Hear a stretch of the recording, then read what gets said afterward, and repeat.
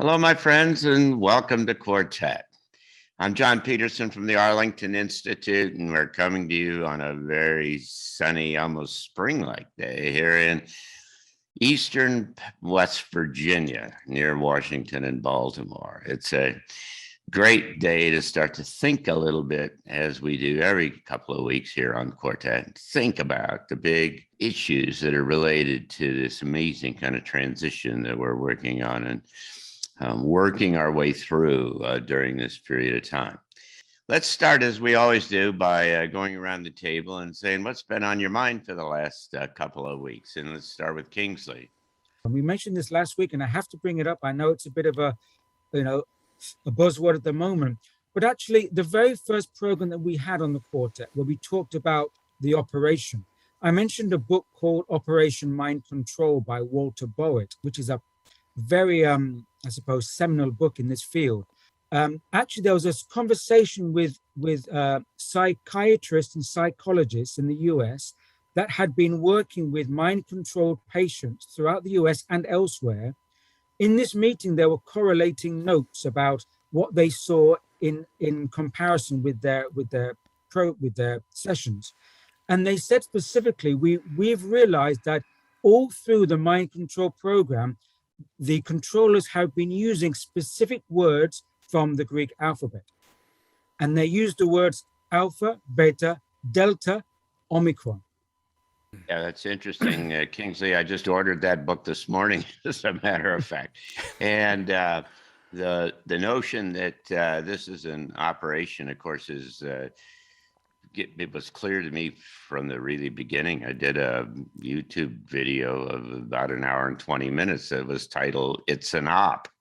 And the thing that impresses me with the whole thing is the sophistication and the kind of groundwork that had to be put in place in order to be able to pull the strings on this whole system as it's being done on such an extraordinarily sophisticated kind of way. Greg, what's been on your mind? What I'm seeing are the policies that are being put in place that are hurting the people of the world, not just America, not just Europe, but the people of the world. They're hurting the people that can least tolerate and have the least resilience to these policies. They're hurting them the most.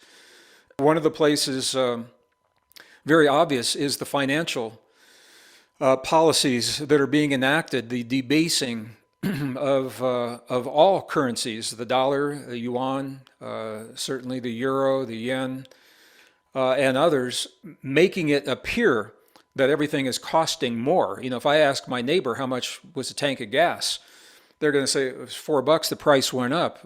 And that's one way of looking at it, but in truth, the value of the dollar has gone down, so it takes more dollars to purchase. And so we're seeing this, and we're seeing these policies put in place by really smart people. So they have to know what the impact is going to be. What we're talking about here today is how do you kind of move our way most effectively into this new space?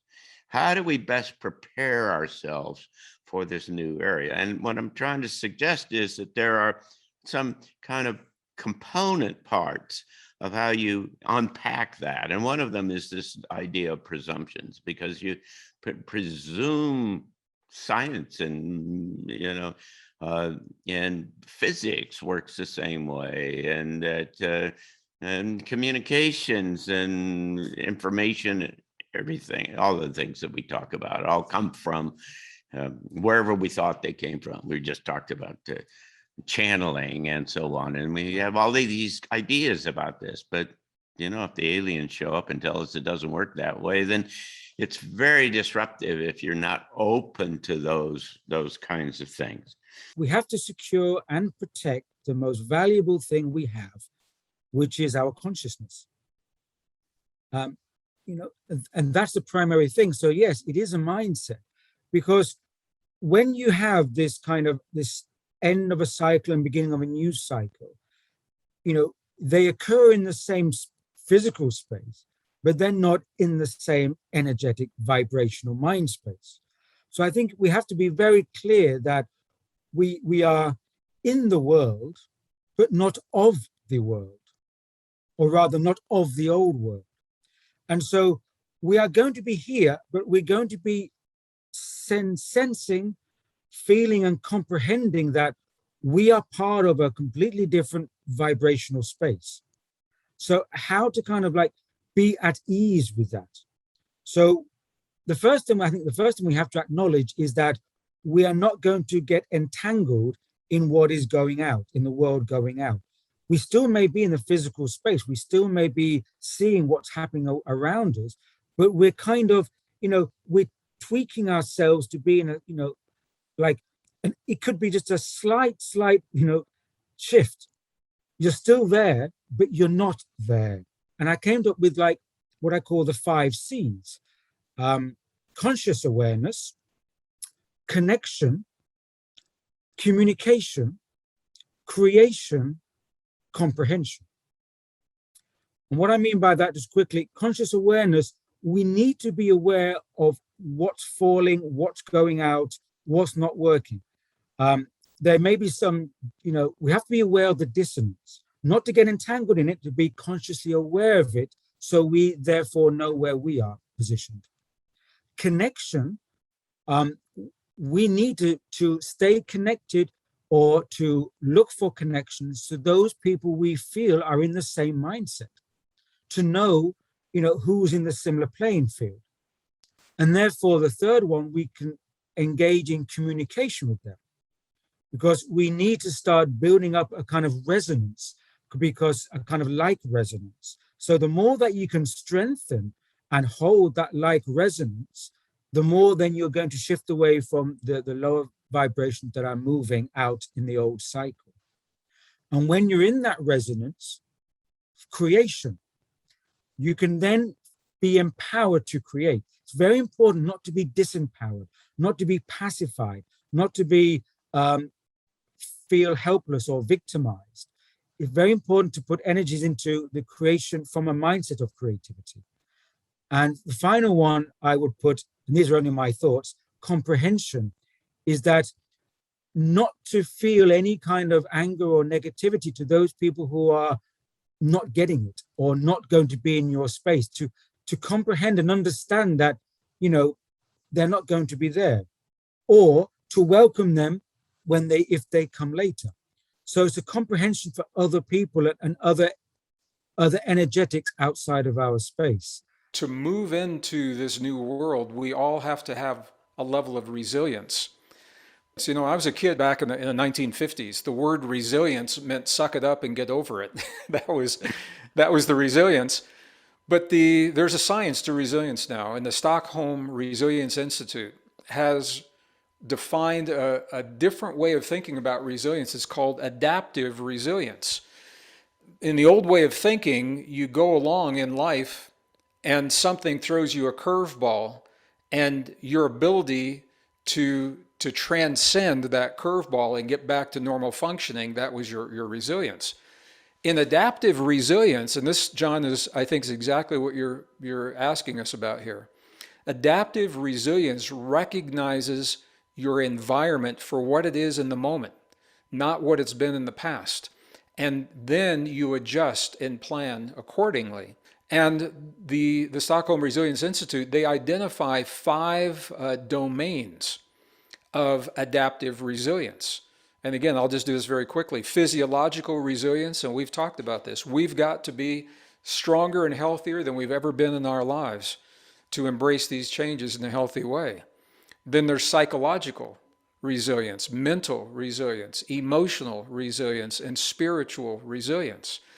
And even in my community, Kingsley and John, I see a lot of people will focus on one element of this, the spiritual element, for example, and they will discount these other elements, and then they wonder why they're having a hard time in the world that we see. But when we approach the emerging world from these 5 perspectives, knowing that the world has changed, it's an invitation for us to draw from ourselves these unrealized potentials of physiological resilience. That's the new human. psychological resilience, the way we think about ourselves and our relationship to the world, mental resilience, how we go about embracing the change, emotional resilience, the meaning that we give to our lives. So many people now are feeling lost because they identified with their jobs and the community and a world that no longer exists. They're lost. And so their life doesn't have, they'll say that their life has no meaning. And I think the high suicide rates reflect that.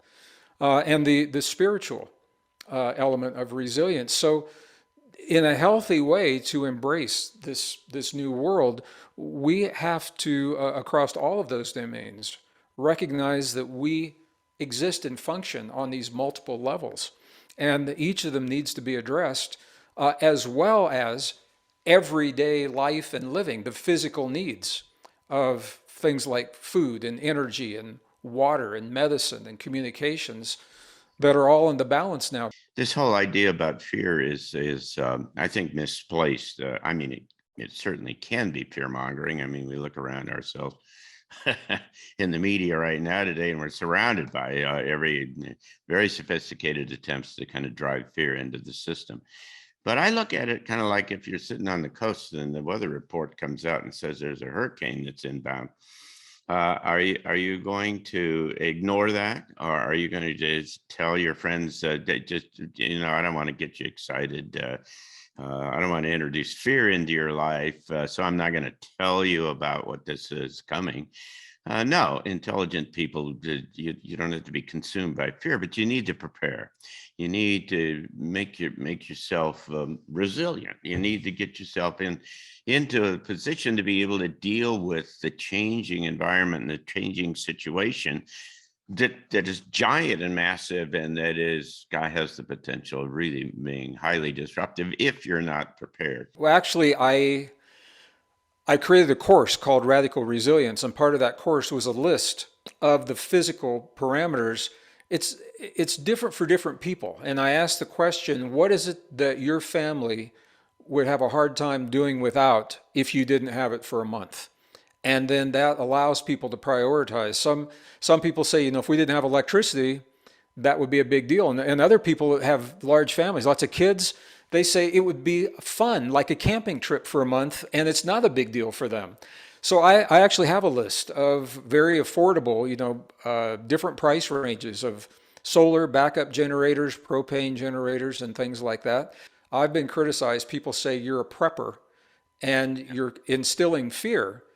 And I agree with you, John. I think it's more about, do we love ourselves enough to be honest with ourselves, as difficult as it might be, to be honest about the reality that we are now in, the temporary reality. We'll get through this together, but to get through it in a good and a healthy way. And talking about the emotional element, John, in times of confusion and uncertainty and change, emotions tend to swing to the extremes. They're trying to find a kind of anchoring. And so, we're already in extreme emotional now. We have this kind of overstimulation, neurostimulation, there's panic stimulation. So, and this is something which I think we touched upon in the beginning of this talk, is that we need to put everything in balance. It's very important to have equilibrium. People may say, but isn't that boring? I mean, no, it isn't boring, because equilibrium is a state of stable frequency. And one of the most fascinating was Terry Anderson. I don't know if you remember Terry Anderson. He was the Associated Press bureau chief in Beirut, Lebanon. He was taken hostage by extremists, and if I'm not mistaken, I think it's the longest hostage situation, over 2,500 days, just under 7 years. He was hostage, and when he was released, he was in remarkably good condition. And the questions that came to him is, how did you do it? And what he did is exactly what you're talking about, what John is saying right now. Both psychologically, mentally, and emotionally, the most important thing for him, John, and this is why what we're doing, I think, is so key, is he had to have a vision of hope and possibility for what his future would be.